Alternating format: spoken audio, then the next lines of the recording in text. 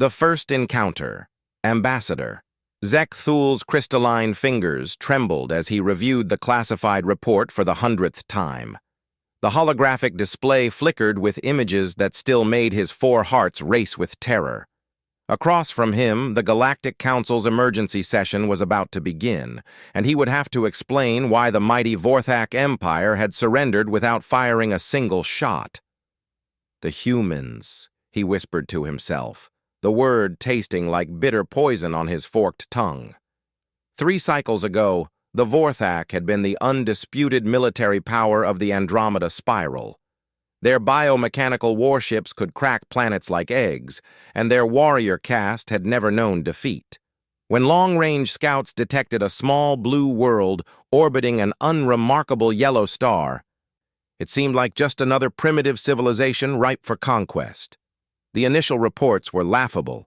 The inhabitants called themselves humans and had barely achieved faster-than-light travel. Their weapons were crude chemical projectiles and primitive energy beams. Their ships looked like metal coffins held together with hope and desperation. The Vorthak High Command had assigned only a minor fleet to claim the system. Fleet Commander Grachnos had been confident as his dreadnought emerged from hyperspace at the edge of the Sol system. 150 ships of various classes spread out in perfect formation, their biohulls glistening with acidic secretions that could dissolve any known armor. The plan was simple: demonstrate overwhelming force, demand surrender, harvest the planet's resources, and enslave any survivors. "Attention, primitive species!" Grachnos had broadcasted on all frequencies, his voice carried by translation matrices to every corner of the system. "You are now subjects of the Vorthak Empire. Surrender your weapons and prepare for processing. Resistance will result in the total sterilization of your world." The response came not in words, but in actions that would haunt Zek Thul for the rest of his long life. The humans had been ready. From every asteroid, from hidden bases scattered across their system's outer rim, from the shadows of moons and the rings of gas giants, they came. Not in the orderly formations that civilized species used, but like a swarm of angry insects defending their nest. Their ships were indeed primitive by Vorthak standards, but there were thousands of them, converted cargo haulers bristling with missiles. Mining vessels turned into flying bombs. Luxury yachts modified to carry nuclear warheads. Every human who could pilot a craft had joined the defense, and they fought with a savagery that defied all military doctrine. But it wasn't their numbers that broke the Vorthak fleet. It was their complete disregard for their own survival. Grachnos watched in growing horror as human pilots deliberately rammed their tiny fighters into his massive dreadnoughts. They called it kamikaze, a word from their ancient history that roughly translated to divine wind. These weren't trained warriors following orders. They were civilians, children barely old enough to fly, elderly veterans who should have been retired. They came at the Vorthak ships like meteors, screaming battle cries in dozens of different languages. "For Earth," they shouted. "For humanity!" Some simply screamed wordlessly as they died. The Vorthak had superior weapons, better armor, faster ships. But they had never faced an enemy that treated death not as defeat, but as another weapon to be wielded. When a human fighter's engines were disabled, the pilot would set the reactor to overload and coast toward the nearest enemy ship. When their missiles ran out, they used their ships as missiles. When their ships were destroyed, the survivors would don pressure suits and continue fighting with handheld weapons, leaping from wreck to wreck across the void. Admiral Kethvar, commander of the Vorthak's elite death squadrons, had tried to restore order by targeting the humans' home world directly. His flagship's planet-killer beam had charged to full power, ready to crack Earth's crust and end the madness. That's when he learned the most terrifying truth about these creatures. They had turned their own planet into a weapon. Hidden across Earth's surface were thousands of antimatter charges, enough to turn the entire world into a miniature star. The humans had weaponized their homeworld, ready to deny it to any invader, even if it meant their own extinction. When Kethvar's targeting scanners locked onto population centers, the human fleet transmitted a simple message. You want our world? Come and take it, but know that if Earth dies, we're taking you with us. The human commander, a grizzled female with scars across her face, had stared directly into the camera as she delivered the ultimatum. Her eyes held no fear, no doubt, only cold determination.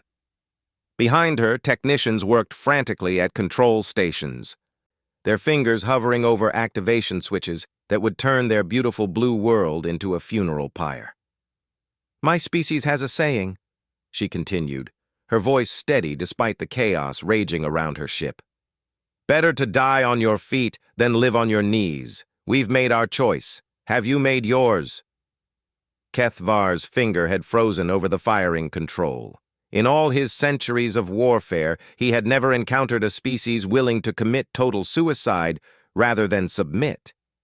The Vorthak fought for glory, for resources, for expansion of their empire. But these humans fought for something else entirely, something that made them more dangerous than any weapon. They fought for each other. The battle had raged for 6 days. The Vorthak lost 47 ships to an enemy that should have been crushed in hours. More importantly, they lost something far more valuable, their certainty. For the first time in their empire's history, Vorthak warriors had retreated without achieving victory, not because they lacked firepower, but because they finally understood what they faced. The humans weren't just defending their planet, they were making a statement to the entire galaxy. We will not go quietly into the night. As reports of the battle spread through hyperspace communication networks, something unprecedented happened. Other species that had been marked for conquest by the Vorthak suddenly found courage they never knew they possessed. The crystalline hegemony declared independence from their Vorthak overseers. The Aquatic Federation armed their trading vessels and began attacking Vorthak supply lines. Slave worlds that had served the Empire for generations rose in revolt, inspired by the impossible courage of a species they had never heard of. The Vorthak Empire's expansion ground to a halt as they faced rebellions on 100 fronts. But the humans weren't finished with their message. 3 days after the Vorthak fleet limped home, human ships began appearing in systems across the galaxy. Not warships, but vessels filled with weapons, supplies, and military advisors. They shared their technology freely with any species fighting for freedom, asking nothing in return except the chance to stand against tyranny. The human ambassador who arrived at the Vorthak homeworld came alone, in a ship so small it could have been destroyed by a single fighter. But Grachnos, now reduced in rank and haunted by his defeat, found himself escorting her to the imperial palace with full honors. "We don't want your surrender," she told the assembled Vorthak leadership, her words translated into their clicking, chittering language. "We want your understanding. The age of conquest is over. From now on, every species has the right to determine its own destiny." The Vorthak High Command had expected threats, demands for reparations, perhaps territorial concessions. Instead, the human offered them a choice. Join a new galactic community based on cooperation rather than domination, or face the combined wrath of every species they had ever oppressed. It wasn't really a choice at all. Now, as Zekthul prepared to address the emergency session of the Galactic Council, he clutched the formal documents that would reshape the balance of power in their corner of the universe. The Vorthak Empire was dissolving itself, transforming from a military dictatorship into a democratic federation. Their bioships would be retrofitted for exploration and trade rather than conquest. Their warrior castes would become peacekeepers and rescue specialists, all because of a species that refused to kneel. The great doors of the council chamber opened with a pneumatic hiss, and Zekthul walked toward his destiny. Behind him, holographic displays showed the current state of the galaxy. former enemies working together to establish trade routes, sharing technology and culture, building something unprecedented in galactic history: peace. And at the center of it all, that small blue world orbiting an unremarkable yellow star, whose inhabitants had taught the universe a lesson in courage that would echo through the ages. The humans had won without conquering, had achieved victory by being willing to sacrifice everything for freedom. They had taken a galaxy built on fear and turned it into something magnificent. As Zekthul took his place at the podium, preparing to officially announce the Vorthak surrender, he found himself wondering what other impossibilities these humans might accomplish. Whatever came next, he was certain of one thing: the Predator's gambit. Dr. Veltar adjusted her environmental suit as she descended into the research station's lower levels, the weight of terrible knowledge pressing down on her slender shoulders. The Ethereal Institute's most classified laboratory lay behind 7 layers of security, each one requiring biometric verification that she was authorized to know the galaxy's darkest secret. 2 years had passed since the Vorthak surrender, and the galaxy had indeed changed. The human-led alliance had brought unprecedented cooperation between species, shared technology had advanced civilization by centuries, and trade flowed freely through hyperspace lanes that had once been contested battlefields. To most beings, it seemed like a golden age had begun, but Veltar knew better. Deep in the restricted archives, she had discovered files that painted humanity in a very different light, files that explained why the Vorthak had truly surrendered, and why every major power in the galaxy now treated humans with a mixture of respect and barely concealed terror. The laboratory's main chamber housed a massive holographic projector displaying what appeared to be an innocuous star chart. But Veltar knew these weren't navigation maps. They were hunting grounds. Each glowing point represented a species that had encountered humanity before the Vorthak incident. Each symbol told a story of first contact that had ended not in diplomacy, but in extinction. "Computer display file designation Omega-77, Veltar commanded, her voice steady despite the ice forming in her blood. The first hologram materialized above the central platform, a detailed anatomical study of something that had once been called a Ravager. The creatures had been apex predators from the outer rim, each one standing 12 feet tall with natural armor plating and claws that could shred starship hulls. They had terrorized the galaxy for millennia, consuming entire colonies and leaving nothing but bones in their wake, until they met the humans. The file detailed the Ravagers' final hunt. They had detected radio transmissions from Earth during humanity's early space age and had traveled across the galaxy to claim what they saw as an easy meal. The creatures were patient stalkers, taking decades to study their prey before striking. They had watched human civilization develop, had cataloged human weaknesses, had planned the perfect genocide. They had made one critical error. They assumed humans were prey. When the first Ravager scout ships entered the Sol system, they found Earth's defenders ready for them, not with the primitive weapons intelligence suggested, but with technology that shouldn't have existed. Human ships moved with inhuman precision, their pilots displaying reaction times that bordered on precognitive. Their weapons hit targets at impossible ranges with deadly accuracy, but most disturbing was how the humans fought. The Ravagers were ambush predators, masters of stealth and surprise. Humans turned out to be something far worse, persistence hunters. Every Ravager fleet that entered human space was tracked, cataloged, and slowly worn down. Human ships would follow damaged Ravager vessels across multiple star systems, never attacking directly, but never letting their prey rest. They would strike supply convoys, sabotage repair facilities, and eliminate escape routes with surgical precision. The Ravagers had found themselves in an impossible situation. They were being hunted by their intended prey.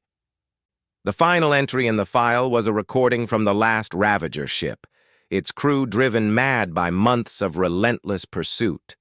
The creatures that had once been the galaxy's most feared predators were reduced to gibbering wrecks, begging for mercy from an enemy that had turned their own tactics against them with merciless efficiency. "Computer. Next file," Veltar whispered, though she dreaded what would come next. The second hologram showed the remains of the hive mind of Kepler 442b, a species that had achieved perfect unity of thought across billions of individuals. They had been explorers and philosophers, spreading peacefully through their local cluster until they made the mistake of attempting to assimilate a human colony. The hive mind had expected resistance from individual humans, but they had underestimated humanity's capacity for collective action. When the first human was absorbed into the collective consciousness, something unprecedented happened. The human didn't lose their individuality.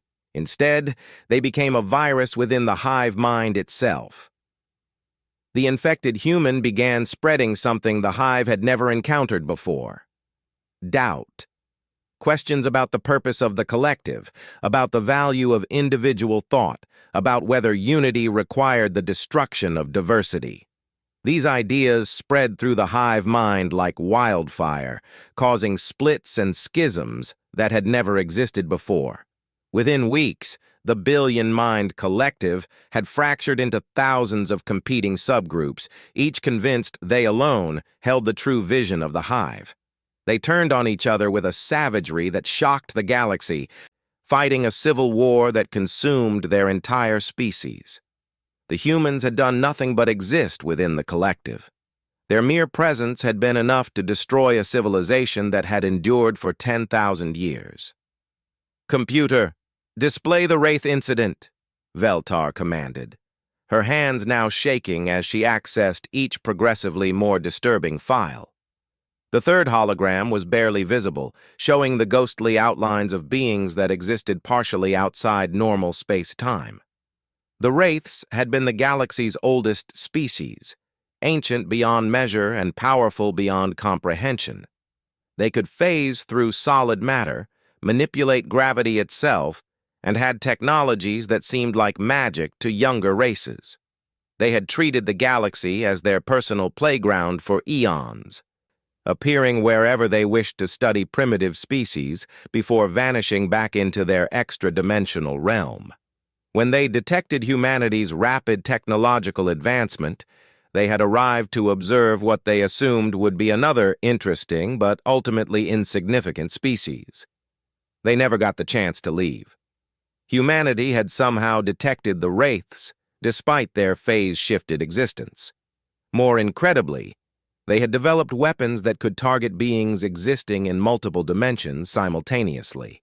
The humans hadn't just fought the Wraiths, they had followed them into their own realm and waged war across planes of existence that most species couldn't even perceive.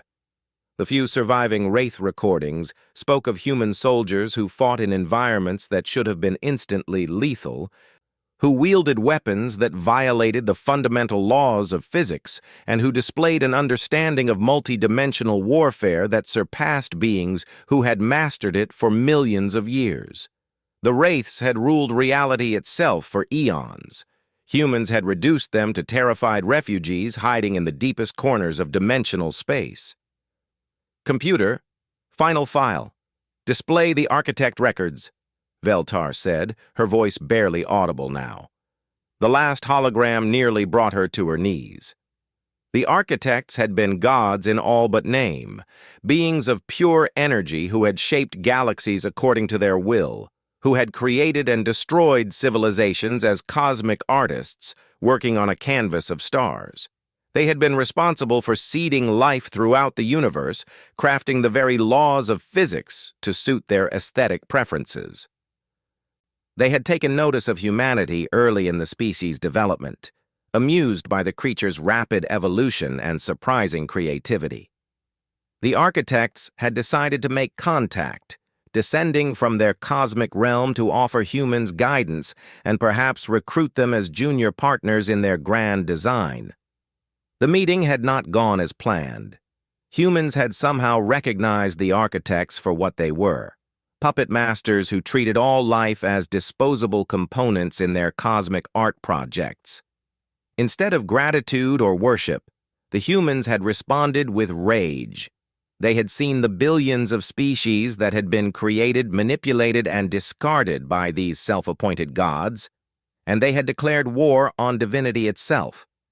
The conflict that followed existed on scales that Veltar's mind could barely comprehend. Humans had somehow transcended their physical limitations, becoming something new and terrible in their fury. They had reached across dimensions through time itself to strike at beings who existed outside the normal flow of reality. The architects, entities who had shaped the fundamental forces of the universe, found themselves outmaneuvered by creatures who refused to accept that anything was beyond their reach. Humans had rewritten the laws of physics as weapons, had turned the architects' own creative power against them, had literally weaponized the concept of change itself. In the end, the surviving architects had fled to the farthest edges of reality, abandoning their cosmic works to hide from a species that had proven capable of killing gods. Their final message, transmitted across all dimensions as a warning to any other cosmic entities, was simple. Do not engage with the humans. They make war on concepts themselves. They fight not just with weapons, but with ideas that can unravel the very foundations of existence. They are not a species. They are an entropy engine, a force of change that cannot be stopped or reasoned with. Leave them alone, or join us in exile. Veltar deactivated the holographic display and stood in the sudden darkness, her mind reeling from what she had learned. Every major threat to galactic civilization had encountered humanity and been utterly destroyed. Predators, collectives, dimensional beings, even cosmic entities, all had fallen before human ingenuity and determination. But the most terrifying part wasn't what humans had done to these threats. It was how they had done it while maintaining the appearance of being primitive, peaceful, and reasonable. Each victory had been achieved through methods so alien to conventional warfare that their enemies never understood what was happening until it was too late. The galaxy thought it knew humans. They saw the peaceful traders, the diplomatic ambassadors, the helpful scientists who shared their knowledge freely.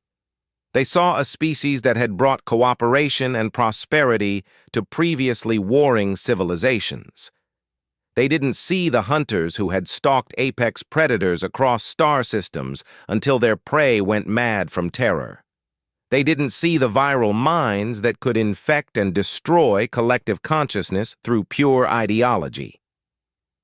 They didn't see the dimensional warriors who had followed ancient gods into their own realm and beaten them with weapons made from weaponized concepts. As Veltar made her way back through the security layers, she understood why the Vorthak had really surrendered. It hadn't been fear of human weapons or sacrifice. It had been the growing realization that humanity wasn't just another species to be conquered.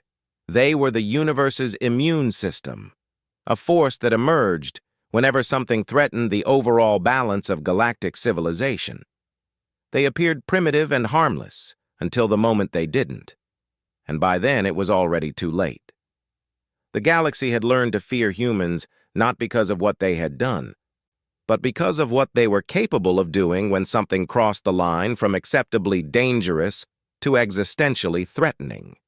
They were the ultimate apex predator, disguised as peaceful cooperation personified, and the most terrifying part was that they might not even be fully aware of what they were. The truth behind the stars. Captain Sarah Chen stood on the observation deck of the UES Harmony, watching the swirling colors of hyperspace stream past the reinforced viewing ports. Around her, representatives from 47 different species worked together in perfect cooperation, their diverse forms bent over control stations and communication arrays. To any outside observer, it looked like a beautiful example of interspecies collaboration. Sarah knew better. 5 years had passed since the Vorthak surrender, and the human integration protocol was proceeding exactly as planned. Every major power in the galaxy now had human advisors embedded within their military command structures. Every significant trade route was monitored by human peacekeepers. Every technological advancement was shared through human-controlled networks. The other species thought they were participating in an unprecedented age of cooperation. They had no idea they were subjects in the most sophisticated conquest operation in galactic history. "Admiral Chen," came the voice of her aide, a young lieutenant whose appearance belied the fact that his consciousness had been enhanced with technologies that most species would consider impossible. "The Zephyrian delegation has arrived for the cultural exchange program." Sarah nodded, her expression carefully neutral. The Zephyrians were the latest species to be integrated into humanity's expanding sphere of influence. They were proud, warrior-like beings who valued honor above all else, and they believed they were entering into an alliance of equals. They would learn differently soon enough. "Escort them to conference room 7, Sarah instructed. "I'll meet with them in 20 minutes, and Lieutenant, activate Protocol Whisper. I want full psychological profiles on their delegation before we begin." As her aide departed, Sarah reflected on how far humanity had come since those early days when they had been dismissed as primitive by the wider galaxy.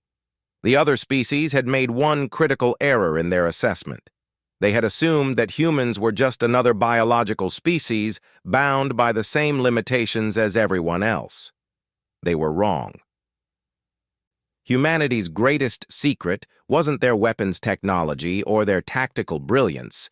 It was the fact that they had long ago transcended the boundaries between biology and artificial intelligence, between individual and collective consciousness, between thought and reality itself. The humans that other species interacted with were no longer entirely human in any traditional sense.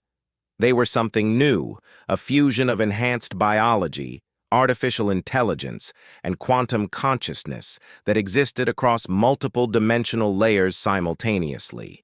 They could think faster than any computer, adapt to any environment, and coordinate their actions across galactic distances with perfect precision. Most importantly, they had learned to appear completely normal while doing it.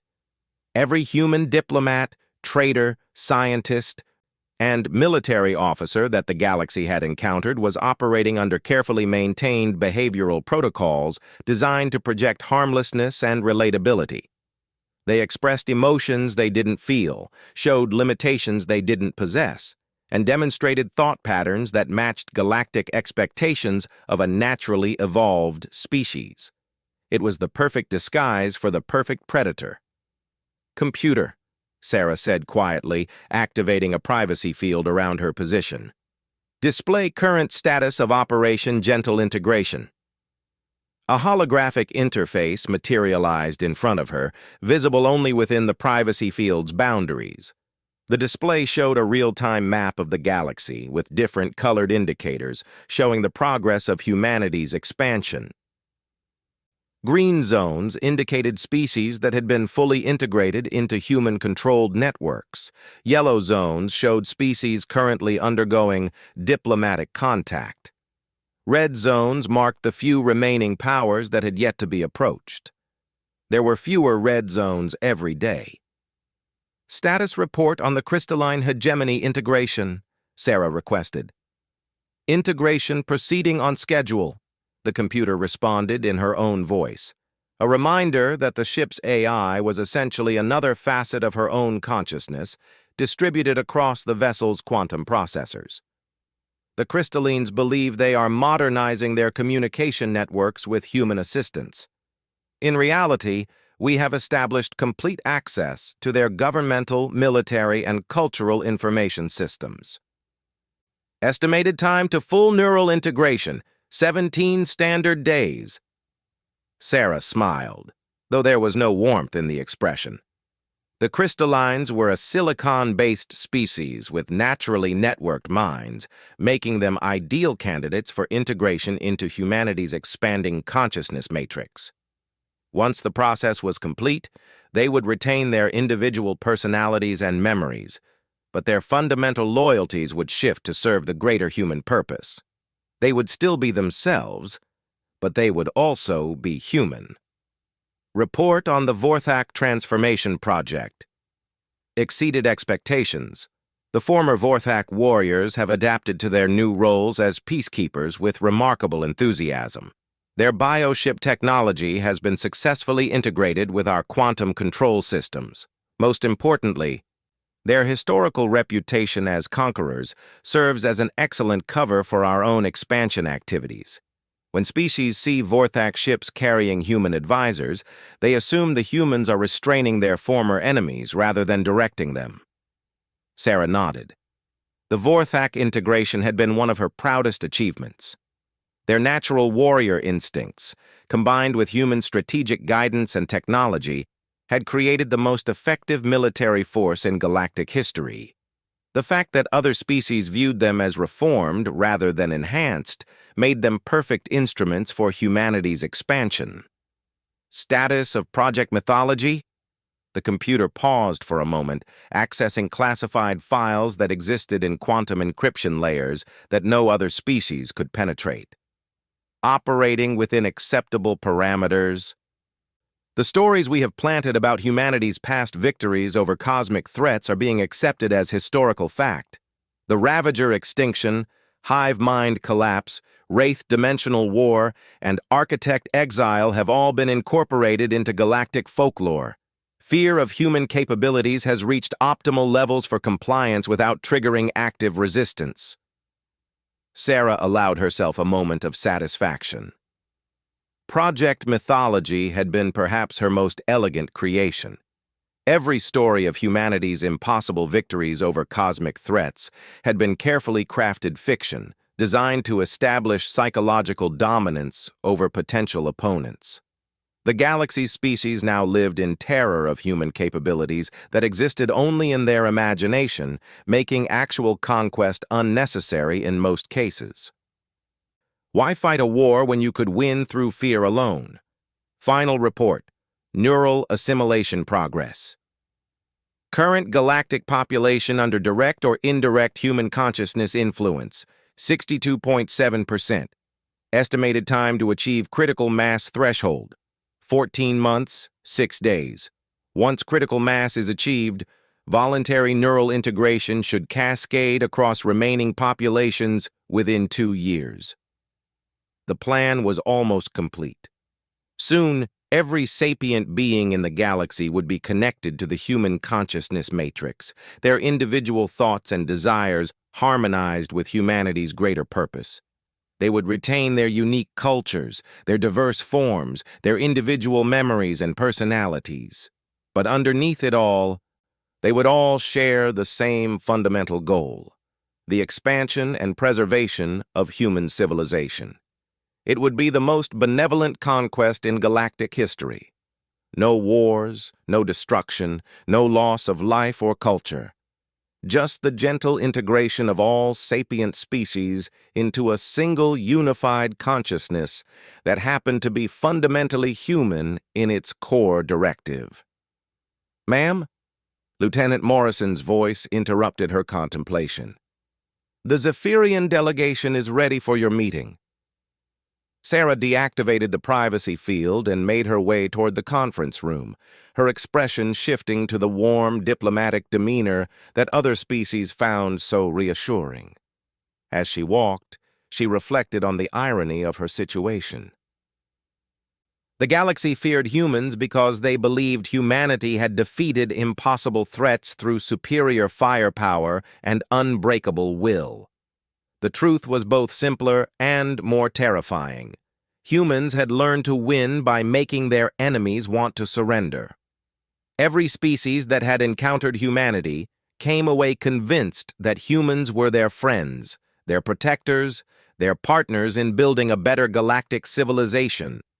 They never realized that their thoughts and desires were being subtly influenced by technologies that operated on principles their science couldn't detect. The Vorthak thought they had chosen to transform their empire into a peaceful federation, The crystallines believed they were modernizing their society through voluntary cooperation. Every species in the galaxy was convinced that working with humans had been their own idea. They were all partially correct. Humanity's consciousness integration technology didn't override free will. It simply provided gentle guidance until other species' natural decision-making processes led them to the conclusions that best served human interests. It was conquest through enlightenment, victory through friendship, and dominion through love. As Sarah entered the conference room and greeted the Zephyrian delegation with genuine warmth, she marveled at how perfect the system was. The galaxy would never dare fight humans, because they would never realize there was anything to fight against. By the time the integration process was complete, the very concept of resistance would seem as foreign and incomprehensible as choosing to breathe vacuum. "Welcome to the Harmony," she told the tall, golden-scaled beings who had come seeking alliance with humanity. "I hope your stay here will be the beginning of a beautiful friendship between our peoples." The Zephyrian leader, a dignified female whose scales caught the starlight streaming through the conference room's ports, bowed gracefully. "Admiral Chen, it is an honor to meet the species that brought peace to the galaxy. We hope to learn from your wisdom and perhaps contribute our own strengths to the greater good." Sarah smiled, and this time the warmth was genuine. In a few weeks, the Zephyrians would indeed be contributing their strengths to the greater good. Their natural honor codes would make them excellent enforcers of human will. Their warrior traditions would strengthen humanity's military capabilities, and their proud culture would add another beautiful thread to the tapestry of human civilization. Most importantly, they would be happy about it.